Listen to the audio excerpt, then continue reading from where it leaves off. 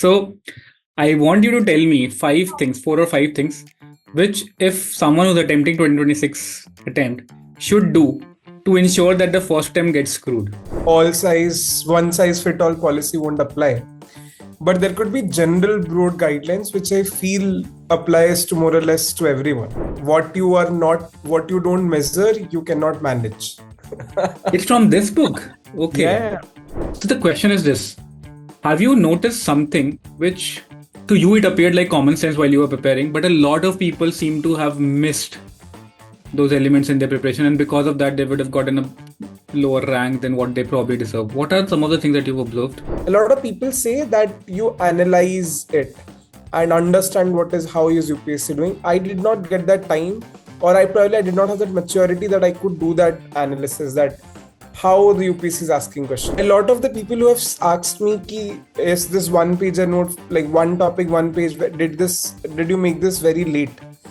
For most of my notes, that's not the case. I think on the 9th August, 7 p.m., we're going to be having our first webinar with you for the UPSC 2026 Janta.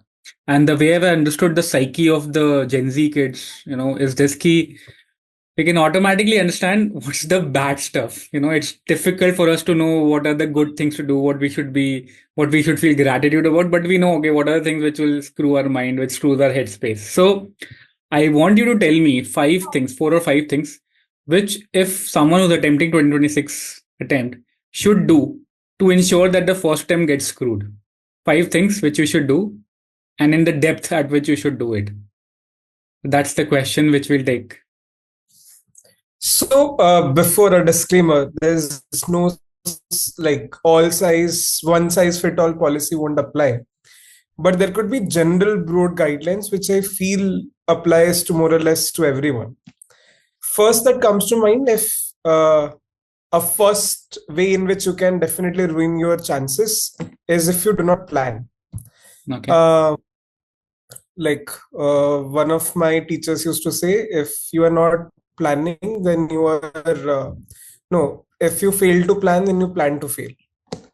So and the planning has to be very customized. You are the one who knows your strength, weakness.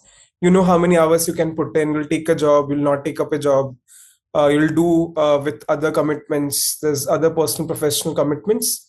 So you'll have to devise a plan. How does your 1 year would look like? How does your next 6 months would look like? How does your next 3 months would look like?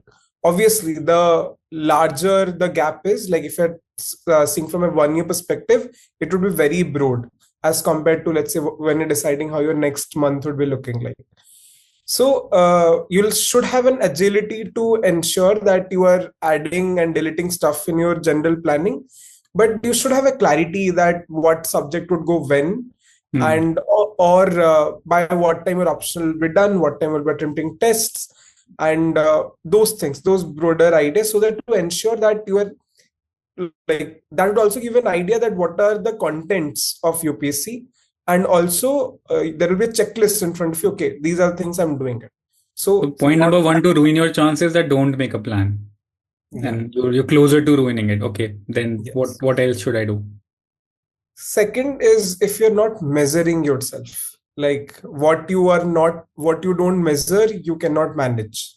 Okay. This is from OKR. This is something from Hannah. This is from the book. It's from this book. Okay. Yeah.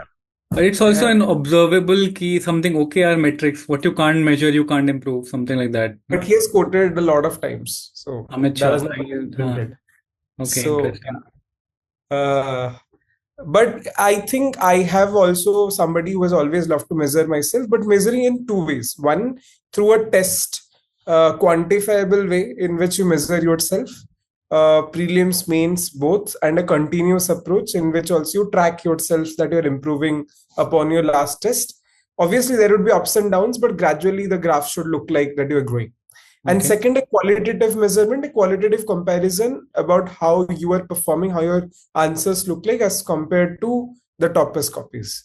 So all the freely available Topaz copies that you see, see them, qualitatively compare, and quantitatively with the marks and your improvements, how you're doing for prelims and mains.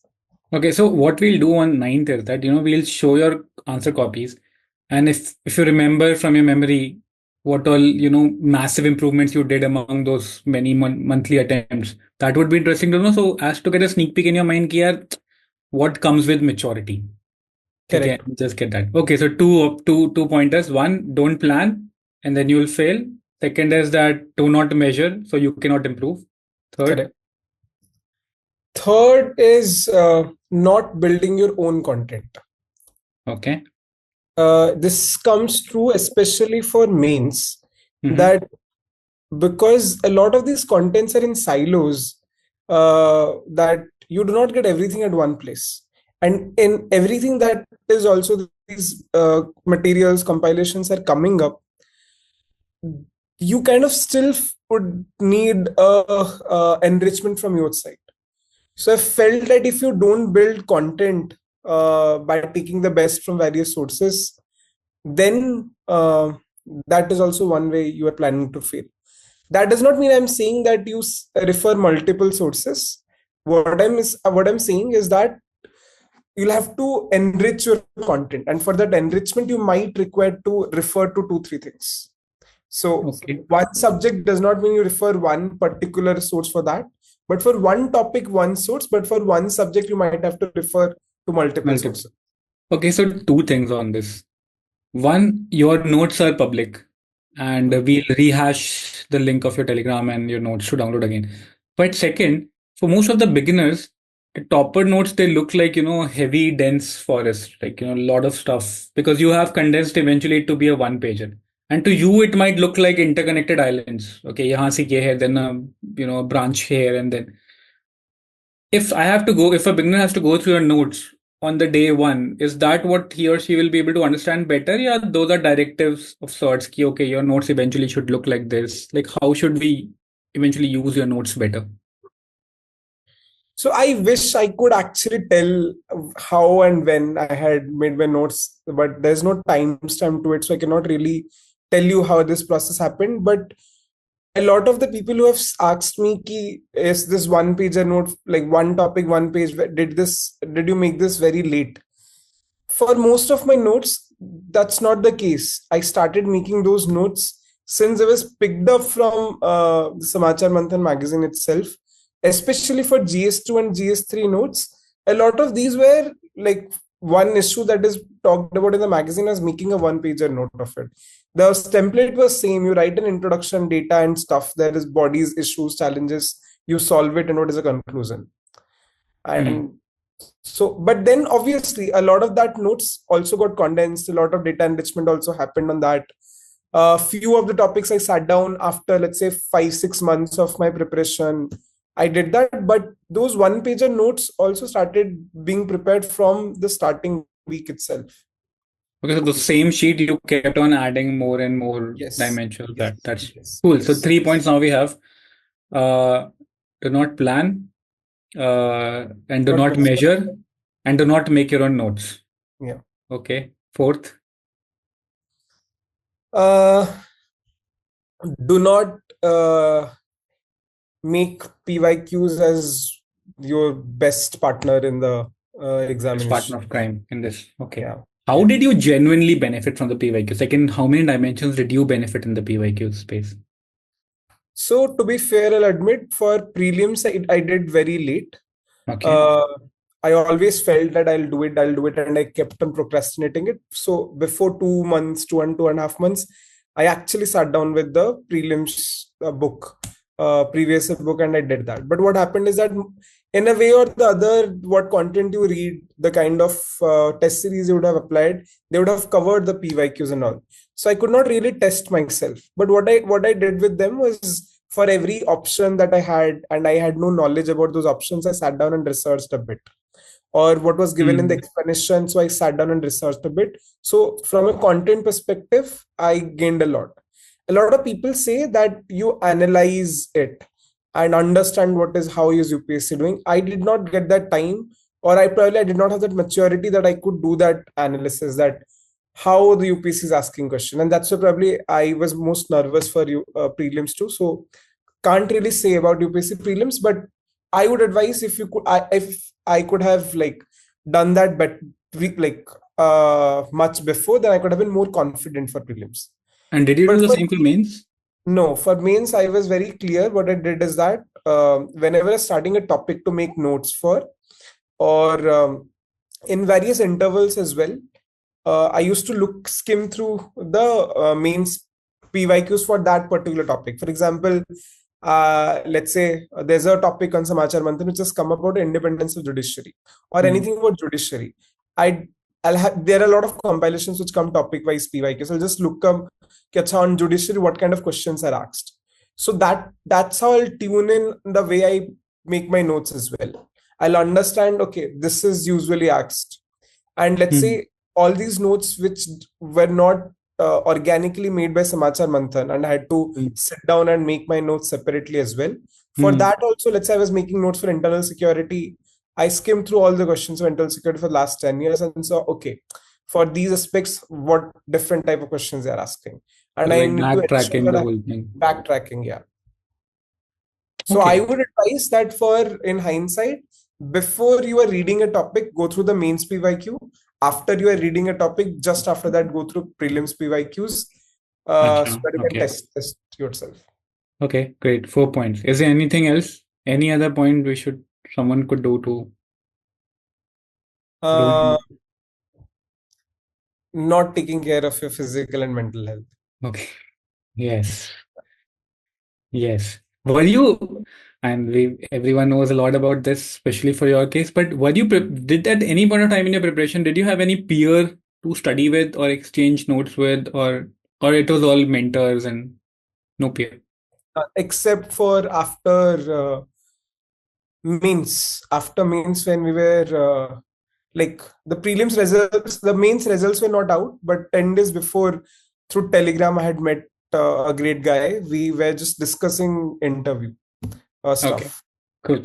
Cool. So we'll go for these 5 points, and in the webinar, we'll actually go deep into okay, how to now not ruin your chances, what essential things to do. Last thing, and I know this that you are apart from being a mentor in Smash Mains for this year mains attendees, you're also helping your batchmates and other folks, senior veterans to improve upon the rank, right? People who want to understand from you how did you get those high scores in mains.